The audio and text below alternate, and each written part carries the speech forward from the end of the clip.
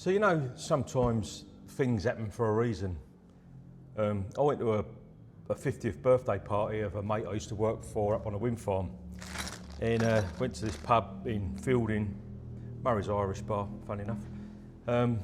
Anyway, while I was there, I was chatting to my mate, and then I was talking to some of his other mates and whatever, and I bumped into this guy who turned out to be my mate's neighbour in Ashurst, and for some reason we got talking about minis or cars, and it turns out he's got like four minis. He's got a Mini Cooper S, 1300S, and a few other ones.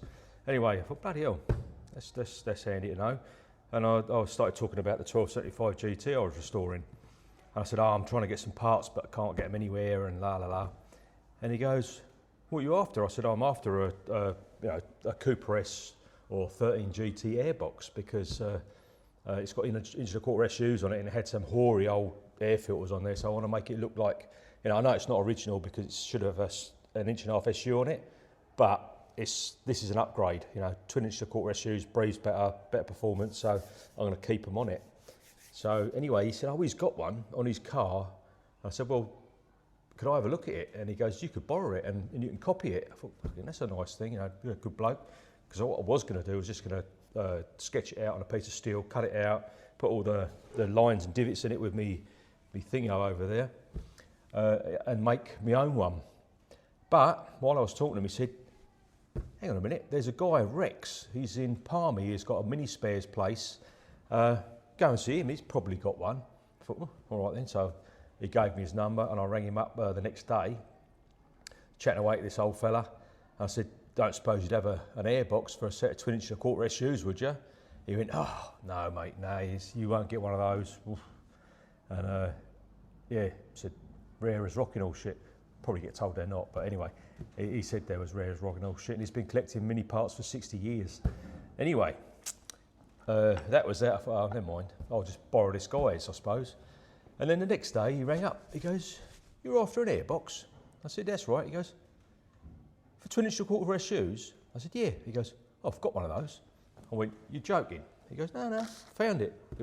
He'd been hunting through his shed, like I must have jogged his memory, and he went hunting around his shed and found it. Anyway, so yesterday I went over there with the intention of just getting it no matter what.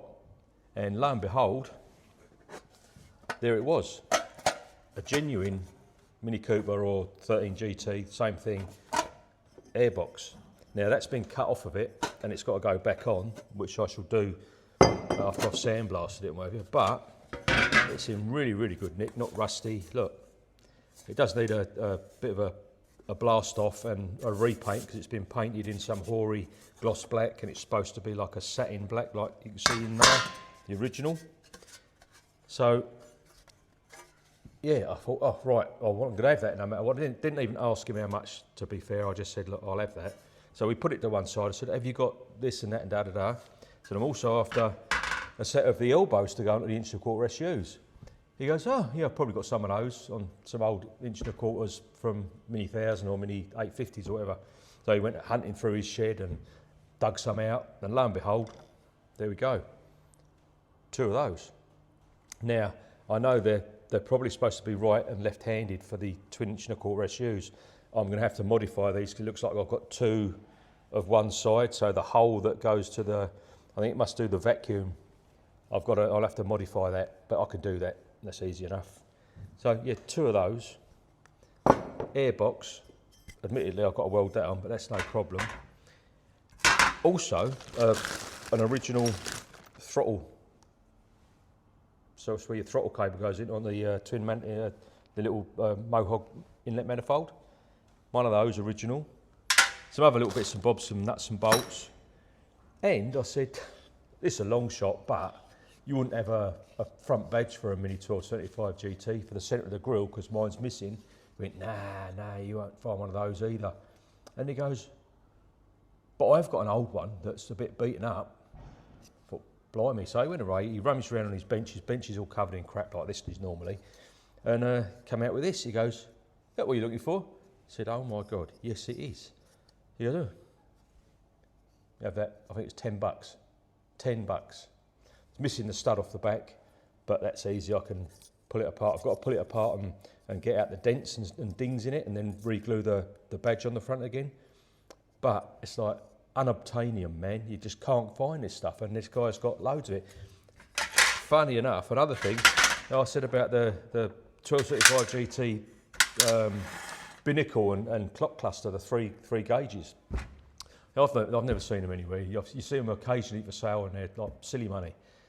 And I was saying, oh yeah, I was actually looking through a car, sitting there, and I went, is that a binnacle off a 1275 GT? He goes, oh yeah, I've got 2 of those. I said, you're joking, mate. And they're 2 original binnacles, and he's got the gauges, and he's got the brackets. He couldn't find all the parts, but he's got them there somewhere. And it's sort of just hidden away in there that no one knows about. So if you hadn't have gone there, you'd never know. So if anyone's looking for a set of gauges, I know where there's 2 sets if you need some. I've got some, so I don't need them. But again, you just can't find these parts anywhere. So that was a bit of luck. That was just like unbelievable. $300 that was for all that little lot there, which I think is an absolute bargain, considering I've seen these on eBay for about 600 in the UK. £600 that is, not dollars. So I'm happy with that. And then my little box came from Classic Mini Spares. So I'd ordered some parts last week. I think it was last week. I got a little fuse box with the cover. Looks exactly the same as the original. I don't know if it is original or not, but it's probably a replica. But it looks just as good as the original to me. A full gasket set for the clutch side, and the timing shade side, and oil pump, and all the other bits and bobs in there. Oh, and the gearbox gasket, so it's a full bottom set, and a full top set for the 1275 GT. Look at that, bloody marvellous, and really cheap. I couldn't believe it. I thought I was expecting to pay silly money, but I was really surprised. It was a really good price. So I'll be going there again. In fact, I have gone there again. I've got a shopping cart full up with gear that I'm waiting for it to come back to me for a price so as I can pay. Battery strap, rear light gaskets, and rear number plate light gaskets. So all this bits are there. They've got everything. So the other parts I've ordered, I think I've got decal set, which were I think $225, something like that. It shows on their website for the original 1275 GT gold stripe with the logo on it. Obviously it's not original, it's a copy, but you wouldn't know. The door trims, so the trims for the doors on the top for the windows, I bought those for both sides. I think I bought engine mount, subframe mounts front and rear. Loads and loads of bits. I think it's about 700 and something bucks worth of gear I'm waiting for, but yeah, bloody good. That means I can really get on. So my next job is to strip this engine off this front subframe, lift it up, get the oil out, and then pull the drive shafts out and all that sort of stuff. Then pull the back subframe apart, get a trailer, put it all on, get it away, get it sandblasted. I'm really looking forward to see what I get back, to be fair. I'm hoping it's not going to be a pile of rust, but it actually looks really good so far for what I've used to, with minis. They're normally not very good, but this one is pretty solid. Fingers crossed. So happy days. I'm now going to start pulling the subframe apart. So I'm just dumping the oil out of this thing. Doesn't look too bad so far. It's not black, and it's not new oil, obviously, but it's it's not bad. Not bad at all for a Mini. Once I've got this out, then I can pull the drive shafts and all that sort of stuff. Until I've done that, until the oil's out, I can't really do a lot because it will make a mess, won't it? But hopefully,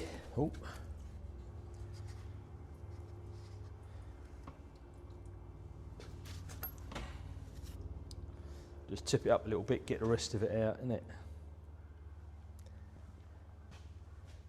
And then I'll pull some bits off, innit? Just going to pull this lovely little radiator off and get rid of this horrible bloody hose. It's like a air-equipped hose look, but it's not. It's just a normal hose with a bit of wire over it, some hoary as aluminium crap, and it looks horrible. I don't like it. It's tight as bugger. I might cut it off.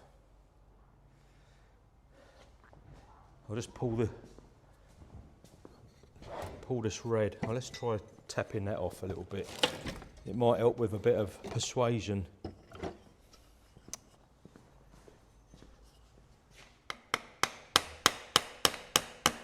There we go. Here we go, Gov.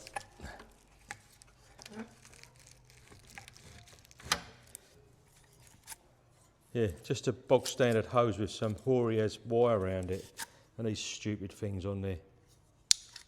Yuck. That's going straight in there. In the bin with the other old crap.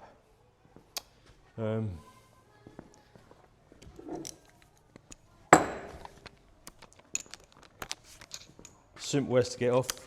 2 nuts at the top, and we'll take the whole bracket. Oh, can we get that off? The one at the bottom there. Look at that.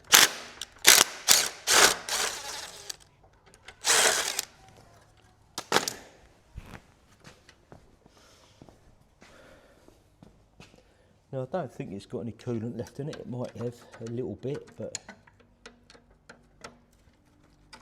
get rid of this bottom hose. Funny enough, the bottom hose hasn't got one of them stupid things on it.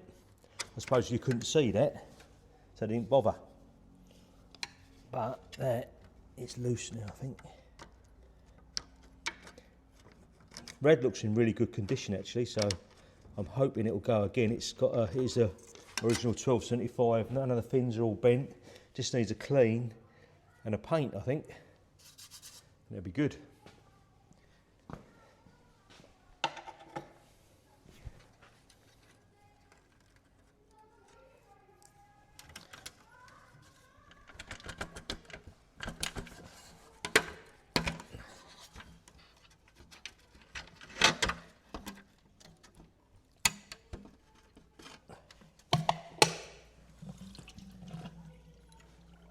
Put that bolt back in there.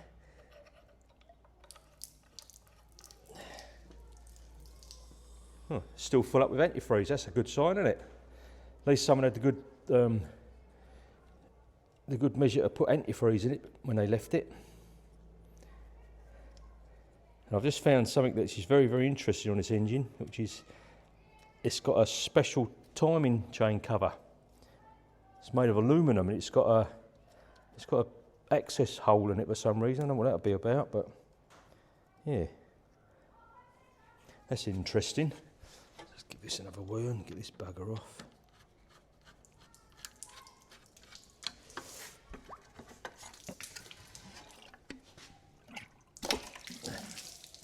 Here we go. Let's get rid of this crap. Look at that. There's a little radiator and it's in bloody good nick. Look at it. Hope that's going to save me a few bob as well. Just overhaul it, flush it out. It was clean as the coolant to come out of it was lovely and green, no rust or nothing. So that's good, very good. Stick him down there out of the way. I think I've finished draining the oil out as well, which is good. It has finished draining. I was going to chuck the bung back in. This is the little timing chain cover I'm talking about. There's a screw at the top there, and it sounds hollow and it's thin air, so that can't be oil tight, and they're normally running in oil, so that to me looks like something different. I wonder if it runs a belt, but it's, yeah, never seen one. If anyone has, stick a comment down below for us and let me know where it comes from and all that sort of malarkey, eh? Be good to know. I will do some research, but yeah, never seen one. So I've done my research and I've just done a bit of Googlating, and it turns out that this thing here is a MED vernier timing gear, running a cam belt and a vernier adjustable gear on the top. There's a split plate, there's 3 screws there. Take them screws out, you can pull that off, and inside you'll get your vernier cam belt gear, and you can adjust the timing. So you can get your cam timing spot on. So as I thought, someone has spent a lot of money on this. That in the UK is £300 just for that covering the gears and the cam belt. Convert that into New Zealand dollars, is about 100,000 New Zealand dollars. Well, not really, but you know what I mean. It's expensive.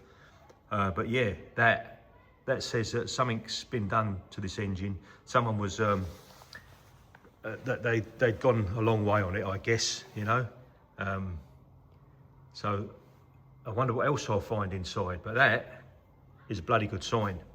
And I must admit, when I first ran it, just when I first got it and put some petrol in it and or whatever, it did sound quite lively. So yeah, this is hopefully going to be a little rocket. There it is. There's a little vernier timing gear, different to one I saw online.